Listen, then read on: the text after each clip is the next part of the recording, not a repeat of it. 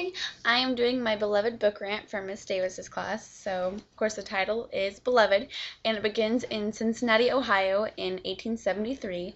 And there's a woman named Sethe and her daughter Denver, who is actually 18 years old. And they both live in a house in that's called 124.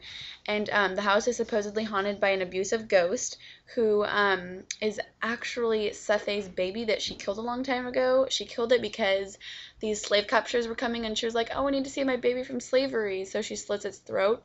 And Denver is actually loving the ghost. She's like, oh, I have a friend. And so then this guy named Paul D shows up and he casts away the ghost because it's crazy and abusive.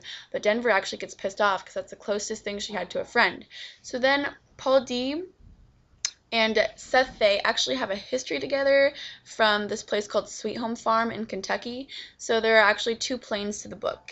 The present in Cincinnati and the past in Kentucky. So Toni Morrison, the clever woman she is, integrates all of these past stories into the present, into the book, to shape the present characters.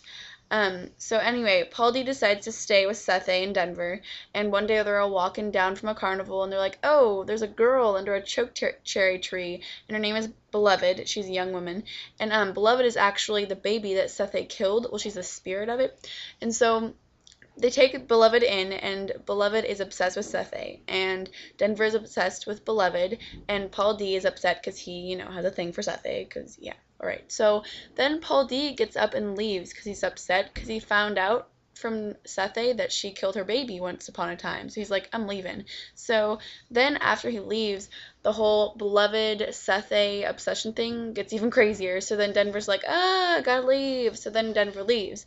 And Denver decides to come back with some friends to exorcise Beloved out of the house. She's like, cast away. So when Denver comes back on her arrival, Beloved actually just disappears, like, so she disappears, and then Paul D comes back in the end too, and he's like, hey, we should get married.